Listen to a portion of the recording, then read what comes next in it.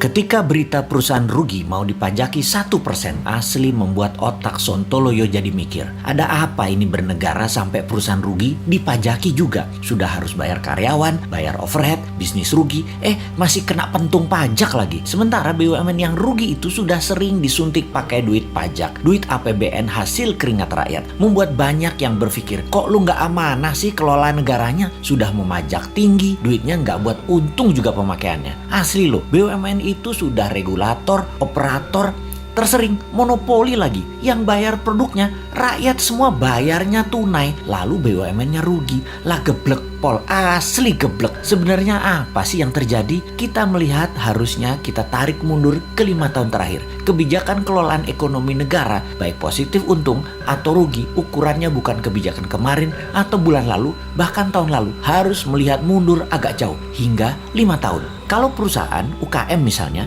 bisa terlihat langsung sebuah kebijakan bulan lalu membuat perusahaan untung atau perusahaan rugi. Bisa langsung terlihat. Keadaan ekonomi negara saat ini kita melihat faktanya adalah uang kering. Faktanya adalah uang yang beredar hanya 44% dari PDB. Banyak orang menahan uangnya untuk tidak muter. Ini sudah kejadian lama. Melambat dan melambat. Ekonomi turun karena keringnya uang beredar. Kita bandingkan dengan negara lain. Jepang saat ini uang beredarnya 120% dari PDB. Tiongkok 250% dari PDB. Amerika 200% dari PDB. Gini deh, kita kasih info tambahan lagi. Di Tiongkok yang transaksinya pakai non tunai itu 2 kali PDB Tiongkok yang 13.000 billion dolar. Sebanyak 26.000 billion dolar transaksi non cashnya. Indonesia hanya 6% dari PDB yang 1.000 billion tersebut. Hanya 60 billion.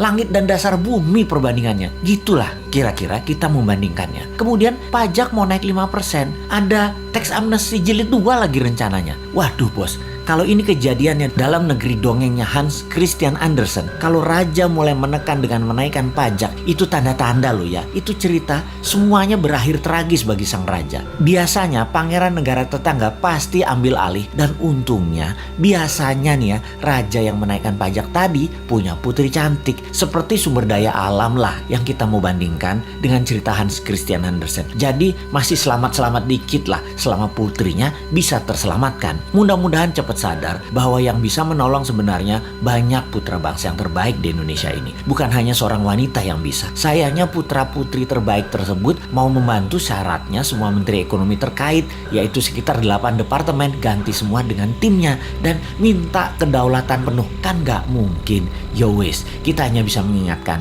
gak dipakai gak apa-apa. Toh jabatan ada batasannya juga, kepinteran ada batasannya juga.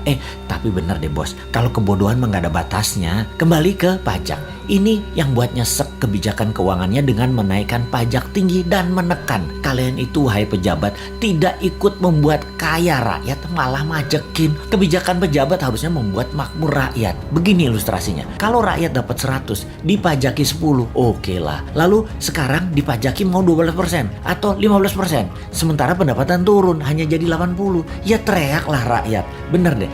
Kalau karena kebijakan yang bijaksana, rakyat dari 100 jadi 130, jadi 150, diambil 15%, ya nggak apa-apa juga. Begitu loh menjadi pejabat. Kebijakannya menghasilkan manfaat baik. Sekedar mengingatkan lagi, pendukung pejabat saat ini terbanyak dari bisnis properti dan batu bara. Lalu 5 tahun ini properti setengah mati, bahkan sebagian sudah mati suri. Cash beredar rendah, kredit bank buat beli properti dibatasi, perkantoran dan mal lengang karena pembatasan gerak manusia. Pariwisata dunia belum jalan baik ke Indonesia. Lengkap sudah penderitaan pemain properti di Indonesia. Dulu dibantu, sekarang terlupakan. Piye toh bos, jadi banyak yang merugi. Kena pajak 1% lagi. Mampus dah. Wes 2024 gak usah dipilih semua calon-calon dari pejabat sekarang deh. Pasti sama lagi kebijakannya. Cari yang baru. Masa gak ada berlian di antara 270 juta penduduk Indonesia selain mereka sih?